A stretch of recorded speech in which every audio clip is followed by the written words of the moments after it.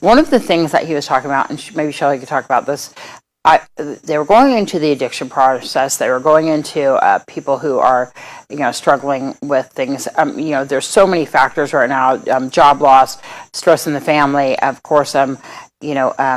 Having to, be isolated, or even having your family all there. Some parents are, dealing with trying to manage a job and also having to be a school teacher now at the same time. So there's so much different variables. One of the things that they were mentioning the other day was isolation. Typically, addicts are isolated. They prefer isolation. It hides their disease. How are they dealing with the isolation of being physically isolated and then being a person that, is used to being isolated with their disease? Can you talk a little bit about that, Shelley? Yes.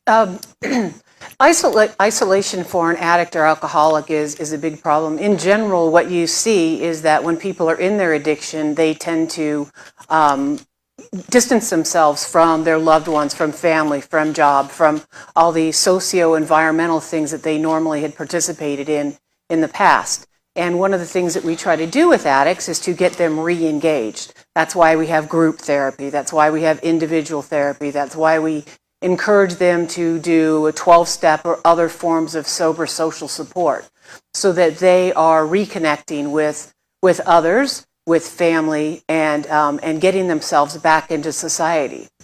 Because it's critical for people, in order to stay stopped, to stay clean and sober, that they re-engage in a quote-unquote traditional kind of lifestyle versus the lifestyle that they were leading when they were using drugs and alcohol.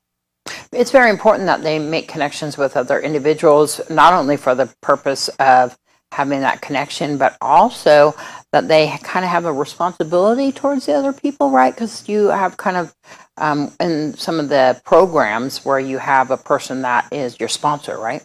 Right.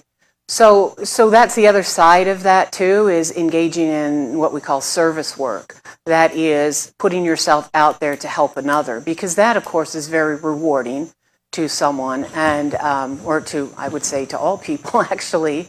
And so being engaged with others in a way to help others and in a way to receive help, to give and take. We're social animals, so we really need to be connected to stay mentally healthy. How does a person actually do that, though? Give me some groundwork. How does a person during this isolation go, okay, I'm going to do something that is important today, that is something that they can actually feel good about themselves, that they can get their mind off of the stress, the job, the money issues, whatever's going on with the bills. What's the groundwork that you would recommend? Well, I think what we'd look at is identifying people, understanding what their triggers are, and they may be triggered by all of those things that you just mentioned, those kind of socio-environmental stressors. And so then how do you deal with that? Coping strategies and coping skills are the way to deal with that, and that's some of what we teach in our treatment, and we get people to fill out worksheets and have lists so that when they're faced with something that they have a ready answer for that. So you say, well, great, but now you're in isolation, so you can't go to the gym right now. Well, that's true. That might be, exercise might be a coping strategy. So we try to get people to think dynamically and outside the box, if you will. We're encouraging sober social support in the context of the CDC compliant distancing, social distancing, and sort of screening each other. Has anyone had a cough or a fever, et cetera, some of the symptoms that the doctor had mentioned. So from that standpoint, we try to get them to stay engaged. And of course, technology is a way to stay engaged. You can email people, not ideal. You can call them. Some people have iPhones or some other form of being able to video conference with their friends. That's another way to do that, and that's another way to stay engaged. Can you address a little bit about coping skills, Alicia? I know